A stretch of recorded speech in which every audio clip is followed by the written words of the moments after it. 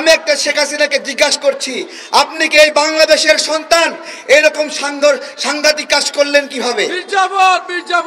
কিভাবে করলেন? আমরা কি পারবো ইন্ডিয়ার যে চিকেন নেক রয়েছে সেখানে গিয়ে একটা ইকোনমিক জোন বানাতে? একটা জিজ্ঞাসা করি, রাঙ্গামাটি থেকে শুরু করে সিলেট পর্যন্ত মাত্র 45 কিলোমিটার দূরত্ব।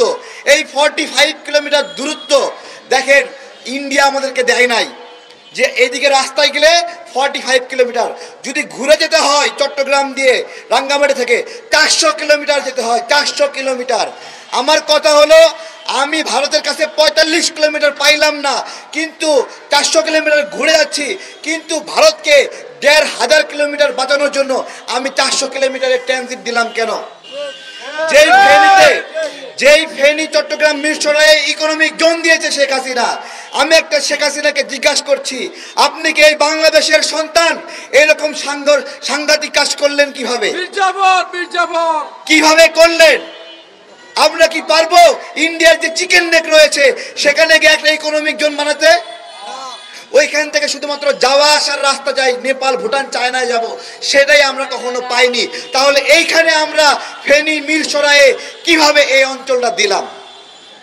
প্রিয় ভাইয়েরা, এভাবে হবে না। আমরা যেটা করছি না ক্লাসরুম, আমাদেরকে ওই অর্থনৈতিক অঞ্চলে যেতে হবে, একটা একটা করে ইন্ডিয়ানকে ধরে লাথি মেরে ইন্ডিয়ার সীমান্তে ঢুকাই দিয়ে আসতে হবে। নাই, শুধু তাই নয়, মংলা বন্দরে যেতে হবে আমাদেরকে, আমাদের অনেক কাজ। চট্টগ্রাম বন্দরে যেতে হবে, যেখানে যেখানে ইন্ডিয়ানদের ঢুকেছে সেখানে দেখেন ইন্ডিয়া তার সুবিধার জন্য, নিরাপত্তার জন্য কি করলো? চট্টগ্রাম বন্দরের অ্যাক্সেস নিল, মংলা বন্দরের অ্যাক্সেস নিল, তাই না? অথচ এখানে ভুটান, নেপাল রয়েছে, তারা দীর্ঘদিন বলেছে তারা একটু বাংলাদেশে চট্টগ্রাম বন্দর ব্যবহার করে, মংলা বন্দর ব্যবহার করে তাদের দেশে মালামাল দিবে। ইন্ডিয়াকে অনুরোধ করেছে, বাংলাদেশকে অনুরোধ করেছে, ইন্ডিয়ার কাছ থেকে সেই অনুমোদন নিতে পারেনি। তাহলে ইন্ডিয়া কোনোদিন কাউকে দেবে না, শুধুমাত্র নিজেরাই নেবে। আমরা এই নীতিকে কতটুকু সমর্থন করতে পারি? সোজাসুজি আমাদের হিসাব করার সময় এসেছে। ক্ষমতায় আছে ইউনূস স্যার, গতকালকে ইউরোপীয় ইউনিয়নের সকল দেশের প্রতিনিধিকে নিয়ে বসেছে। এর আগে শেখ হাসিনা যখন ক্ষমতায় ছিল, ভারত ইউরোপীয় ইউনিয়নের প্রতিনিধিদেরকে নিয়ে বাংলাদেশের বিরুদ্ধে ষড়যন্ত্র করে ভারতে মিটিং করেছিল। ইউনূস স্যারকে ধন্যবাদ জানাই, ওই প্রতিনিধিদেরকে উনি বাংলাদেশে এনেছেন এবং বাংলাদেশে বসিয়ে বাংলাদেশের স্বার্থ কাজ করেছেন।